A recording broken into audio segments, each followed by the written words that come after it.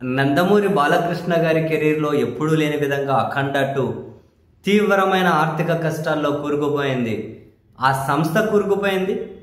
So ఆ కష్టం బాలకృష్ణ గారు అండ్ ఒక బాలకృష్ణ గారే కాకుండా సినిమాను కొన్న డిస్ట్రిబ్యూటర్లు ఆంధ్ర తెలంగాణ దగ్గర నుంచి మొదలు పెడితే అమెరికా వరకు కూడా అందరూ ఒక్కసారిగా ఆర్థిక కష్టాల్లో కూరుకుపోయే పరిస్థితి.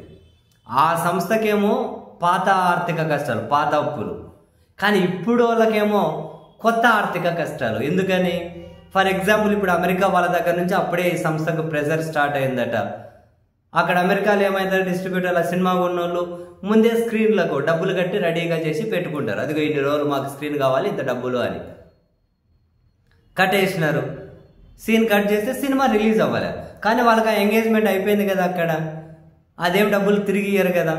అందుకని ఆ యుఎస్ మార్కెట్ నుంచి సుమారుగా 10-12 కోట్ల రూపాయలు నష్టం వచ్చింది, కట్టమని చెప్పి ఈ సంస్థను ప్రెజర్ చేస్తున్నారు అని చెప్పి కొన్ని ప్రముఖ వెబ్సైట్లలో రాసుకుంటూ వస్తున్నారు. డెఫినెట్లీ ఆ ప్రాబ్లం ఉంటుంది, ఎంత డబ్బు అన్నది తెలియదు. బట్ ఆ ప్రాబ్లం అయితే ఉంటుంది. ఇప్పుడు నేను కొన్నాను అనుకోండి సినిమాను, నేను ఎంగేజ్ చేసుకుంటే 2 రోజులు 3 రోజులు వారం రోజులని ఆ డబ్బు ఎంతో ముందు అగ్రిమెంట్ కుదుర్చుకుంటా. కానీ ఒకసారి అయిపోయిన తర్వాత సినిమా వాళ్ళు నాకు ఎందుకు ఇస్తారు తిరిగి? ఆ స్క్రీన్ వాళ్ళు. ఆ ప్రాబ్లం ఉందా?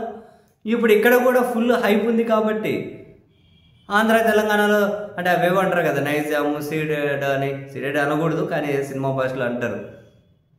ఆంధ్ర ఇక్కడ రకరకాల కొన్న వాళ్ళది సమస్యే కదా. ఎందుకంటే సినిమా ఫుల్ హైప్ ఉండే, అప్పుడు రిలీజ్ అయితే వాళ్ళకి 4 రూపాయలు డబ్బులు వచ్చేది.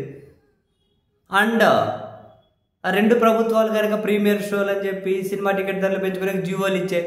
ఇప్పుడు ఆగిపోయింది. ప్రభుత్వాలు మళ్ళీ కొత్తగా జీవోలు ఇవ్వాలి. ఇదొక సమస్య. వీటన్నిటికి మించి ఓటీటీ సమస్య ఉంటుంది కదా.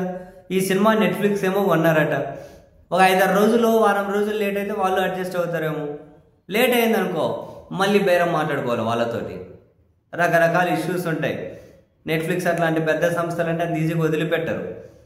సో పాత కష్టాలు, కొత్త కష్టాలు ఇవన్నీ సార్ట్అవుట్ చేసేకి స్వయాన బాలకృష్ణ గారు, దిల్ రాజు, సురేష్ బాబు ఇంకొందరు ప్రముఖుల రంగంలోకి దిగిన సెట్ కాలేదట. బట్ ప్రస్తుతం అందుతున్న వార్తల ప్రకారం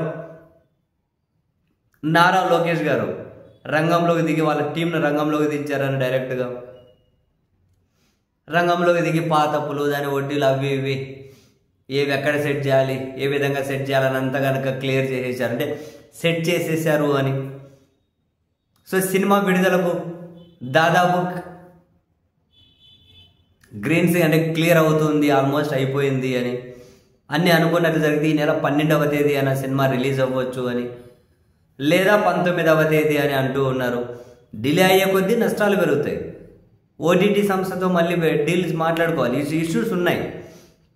పాత అప్పుల బదులు కొత్త ఆర్థిక కష్టాలు మొదలవుతాయని చెప్పి లాస్ట్కు లోకేష్ గారు రంగంలోకి వాళ్ళ మనుషుల రంగంలోకి దింపారు అని తన తరపున వాళ్ళు ఆల్మోస్ట్ అంతా మాట్లాడేశారు అని చెప్పి అయితే అంటూ ఉన్నారు.